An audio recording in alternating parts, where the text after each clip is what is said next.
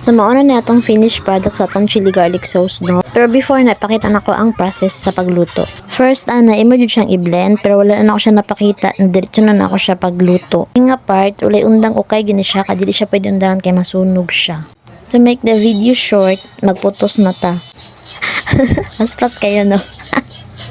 Kaniyan ta akong butangan, kaniya akong mga cup nga gipalit, pero maragdako ra kayo siya para sa ako ang ibutang dira no bro siya kuan kayo lain siya lantawon, so instead nga cup ang butangan ako siyang butang sa cellophane kay pangmasaram pod akong presyo.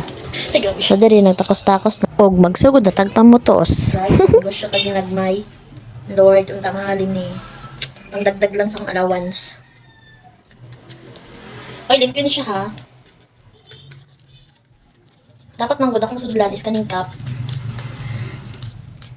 Dapat kaning cup akong sudlan dayon mura man gud siya king koy kilang taon kay ginagmer ba ako ang tagtan ba akong baligya dayon. Akong cup dako kay akong cup na napalit.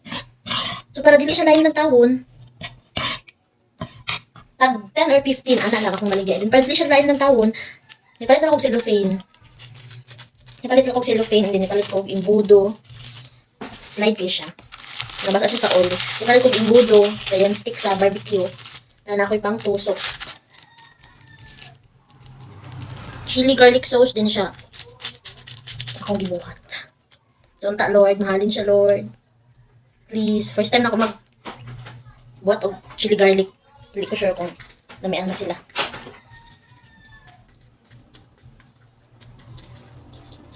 Tusok-tusok lang din mo siya, pero hinayon din mo siya syempre pagtusok ay. Kung di mo tusok, matusok na yung cellophane, buslot po siya. So, yun na yan na to. Pero later, butangan ako na siya og ani lang ako siya kay unya dungagan ako siya og kuan kanang oil. Para pantay siya tanan bagi, una na ko sulod ang iyang laman dayon. Unya iyang oil. So, unta mag-work na siya. No.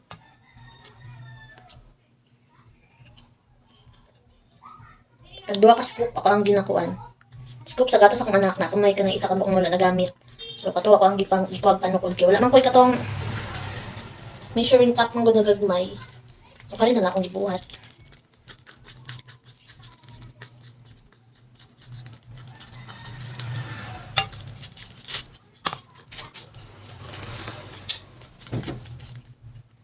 Isip-isip tag negosyo, no? Lalagi nagmay basta kanunay. Anak ba?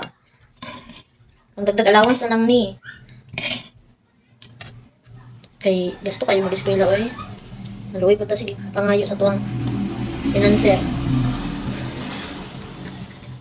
Nang ita na talagang pamaagi. Wala para ba na akong natilawan o? Ang tilasa ka, hindi patilaw na kulaing tao. Hindi ko, ano. Nalungog kayo siya, pero tilawan natin niya. Ganti siya oil. Siyempre, chili garlic oil gani. Ang sagyo.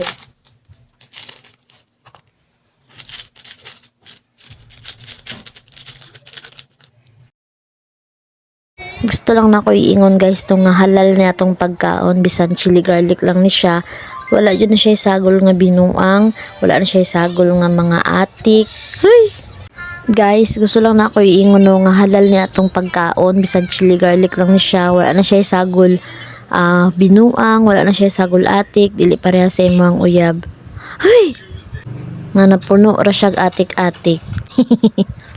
Limpyo gina to ang baligyan no kay gusto pud ko nga akong mga buyers na sila salig sa kuwa, so bisan ginagmay ra niya ato ang negosyo di na to sa gulan og mga binuang para napo sila trust sa ato nga mopalit sa tong baligya. Sa po na YouTube sa kong anak ko'y dungog kaayo. So mauna ni tanan natong naputos guys no nanan na siya oil unta G mahalin siya tanan.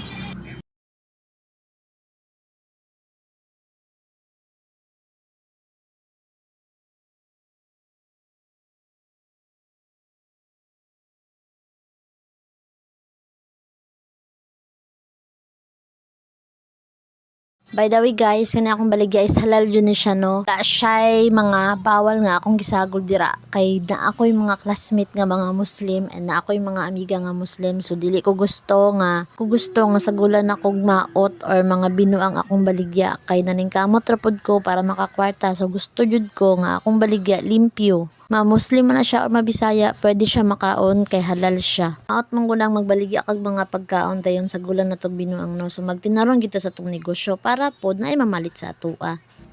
Ganiha ra jud kog pinutos ani no, pero hantod karon wala pa jud ko nahuman. Fast forward na jud ako nig 5 times. Sa ang pagnegosyo no kay it takes time yun na siya kung dili ka patient na pag-undang na lang no. So ma-shortcut na punta mo na ni akong finished product guys. Ibutang na ako na siya oil.